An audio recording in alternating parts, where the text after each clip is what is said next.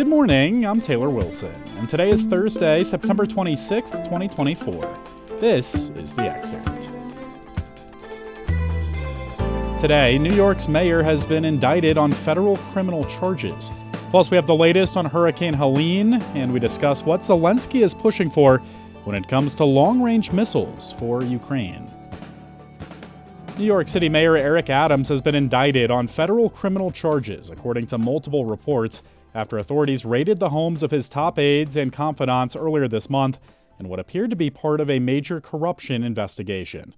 The charges against Adams were unclear as the indictment remained sealed last night, the New York Times and Fox News reported, both citing sources with knowledge of the matter. The indictment is likely to be unsealed today when Adams may appear in court, according to the Times. Adams, in a video statement released yesterday, called the charges entirely false.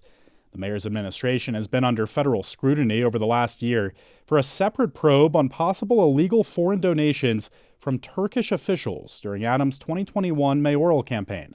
The Times previously reported on Monday that federal prosecutors submitted grand jury subpoenas to City Hall, Adams, and his campaign in July, demanding information related to Israel, China, Qatar, South Korea, and Uzbekistan. In recent weeks, other top city officials have resigned amid multiple federal corruption investigations.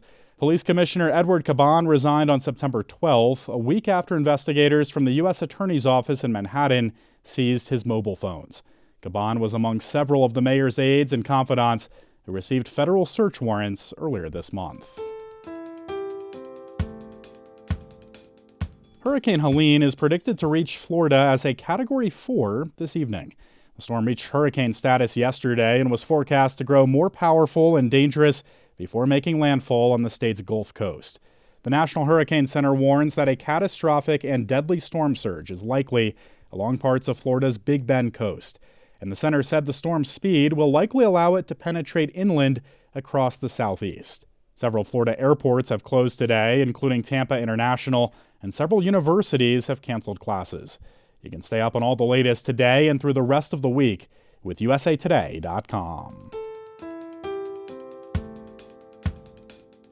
Ukrainian President Volodymyr Zelensky is pressing Western allies for permission this week at the United Nations General Assembly to use U.S.-guided weapons to strike deep inside Russia. I spoke with USA Today Pentagon correspondent Tom Vandenbroek about what that might mean for the conflict in Ukraine, Russia, and beyond. Howdy, Tom. How are you today? Taylor, I'm good. Good to be here. Thank you. Thanks for hopping on The Excerpt. So what exactly, Tom, is Ukrainian President Volodymyr Zelensky pushing for this week at the United Nations General Assembly? He's looking for permission to use missiles with a far longer range than he currently has so that he can strike deep inside Russia to help prevent some of these attacks that are devastating Ukrainian infrastructure and residential neighborhoods. Yeah, really, how would this functionally shift Ukraine's strategy on the battlefield, Tom? Well, it would allow Ukraine to hit deep inside Russia, which is a concern for Western allies because it's another of the red lines that Russian President Vladimir Putin has drawn, saying that if it's crossed, that it'll drag NATO nations into the war in Ukraine. So that's part of this issue, the big part of the consideration for Western allies, in particular the Biden administration. So we'll talk about the U.S. part of this equation in a second, but have we seen Ukraine push deeper into Russia previously during this conflict, send long-range missiles, and if so, how did that go? Not Western-supplied missiles, Taylor. They don't have the range currently with Western missiles to hit deep inside Russia. They can do it with their own home-built drones, but there are restrictions on what the U.S. has put on weapons that it is sending to Ukraine as how far they can hit inside Russia, right along the border right now. And Western allies like Great Britain and France want to allow some of their weapons to go in deeper as well. But those weapons have guidance systems on them that are U.S. designed and made. And unless the U.S. provides permission for that, they can't use those missiles for deep strikes as well. On the U.S. side of things, Tom, what are the calculations really for the Biden administration and the Pentagon on this decision? There are a few different things. The main one, obviously, is that this would cross a red line and prompt Vladimir Putin to attack a NATO ally, and an attack on a NATO ally is an attack on all of them. So it could draw the U.S. and the West into a much broader war that nobody wants to see. Secondarily to that, there just aren't that many of these missiles in U.S. stockpiles. Number one, to make a difference on the battlefield for the Ukrainians. And then as well, we just can't draw down the stocks that we have here so that they're available for other contingencies, say in Taiwan, for instance. So those are some of the considerations that the White House and the Pentagon are considering right now. And, I think we're at, 2.5 years of this war at this point. What could be the broader downstream impacts going into next year and beyond of this decision for Ukraine and Russia, and also, Tom, the United States? Well, the hope, if you're on the Ukrainian side, is that this would be enough to prompt Russia to enter into negotiations that would allow Ukraine to recover some of the ground that it's lost to Russia. About 20% of Ukraine is now occupied by Russian troops. At the moment, it's a war of attrition and time is on Russia's side. If those missiles start striking deeper inside Russia, a senior U.S. official told me, there would be a consideration perhaps on Putin's part to want to negotiate further, because it would be bringing this war home to Russian citizens who haven't really seen it so far. All right, Tom Vandenbroek covers the Pentagon for USA Today. Thank you, Tom. Thanks, Taylor. The U.S., France, and several allies called for an immediate 21-day ceasefire across the Israel-Lebanon border, while also expressing support for a ceasefire in Gaza after discussions at the United Nations yesterday. Lebanese Prime Minister Najib Mikati has expressed hope that a ceasefire can be reached soon to end fighting between Israel and Iran-backed Hezbollah, but fighting continues. Israeli airstrikes overnight hit some 75 Hezbollah targets in Lebanon, including weapons storage facilities, the Israeli military said. In the latest deadly strike, at least 23 Syrians were killed when Israel hit a 3-story building in the Lebanese town of Yunin, the town's mayor told Reuters.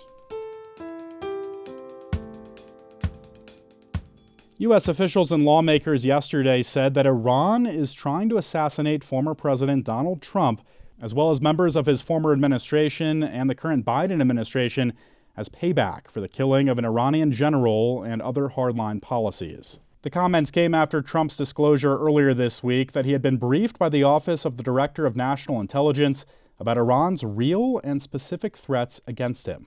Republican Senator Mike Rounds, a member of the Senate Intelligence Committee, said he hadn't seen any indication Iran had anything to do with the 2 alleged assassination attempts against Trump. But he said he thinks there's clear evidence that Iran, quote, has made it clear that they intend to. If they could, they would try to assassinate the former president, unquote. Iran has denied trying to assassinate U.S. officials, but the Justice Department has launched numerous investigations and prosecutions into such efforts, including into plots against former Trump National Security Advisor John Bolton. U.S. officials have been issuing public warnings about Iran's desire for vengeance since shortly after General Qasem Soleimani was killed. You can read more with a link in today's show notes.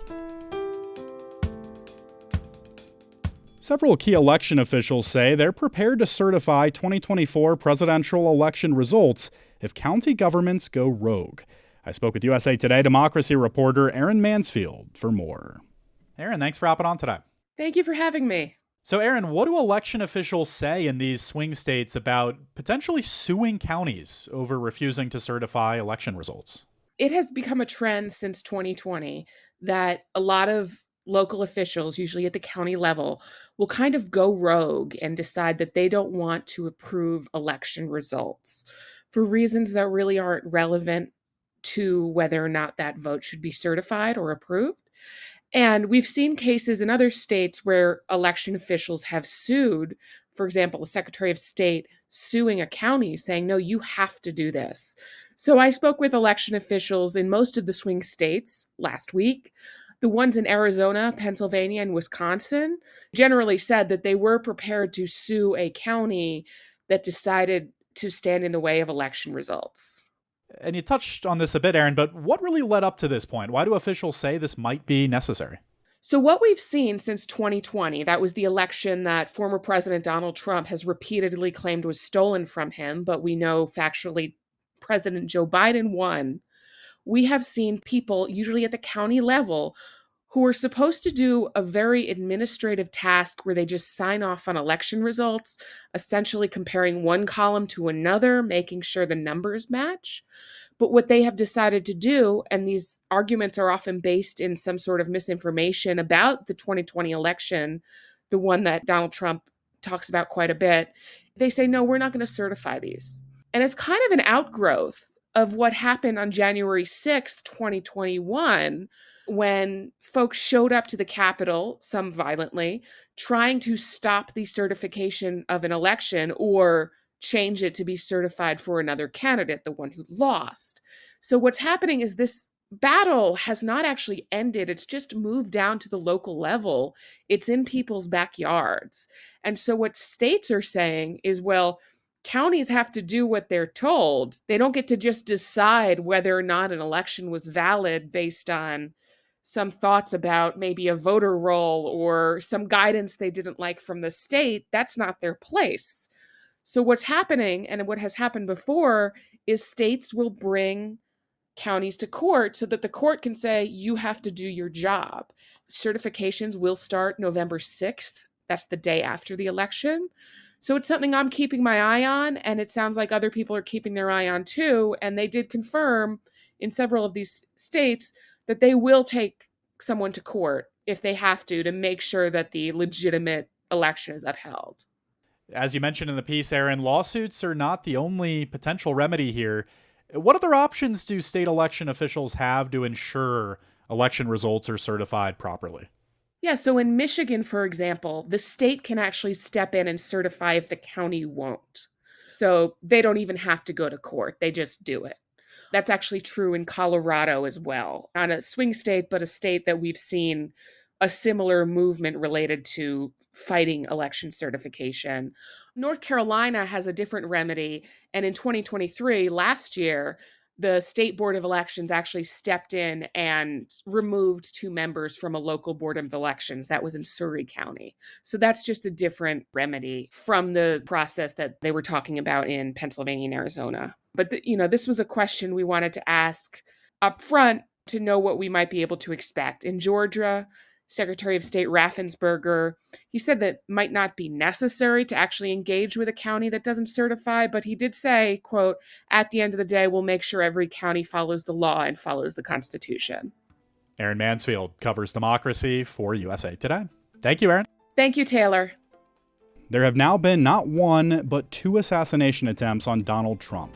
Both candidates now speak behind bulletproof glass at outdoor events, and after falsely claiming that Haitian immigrants are eating pet dogs and cats in Springfield, Ohio, shooting and bomb threats have skyrocketed. Is incendiary campaign rhetoric to blame, or is political violence just the new normal here in America? Tune in right here after 4 p.m. Eastern Time later today to hear my colleague Dana Taylor's eye-opening conversation with USA Today domestic security correspondent Josh Meyer. And thanks for listening to The Excerpt. You can get the podcast wherever you get your pods, and if you're on a smart speaker, just ask for The Excerpt. I'm Taylor Wilson, and I'll be back tomorrow with more of The Excerpt from USA Today.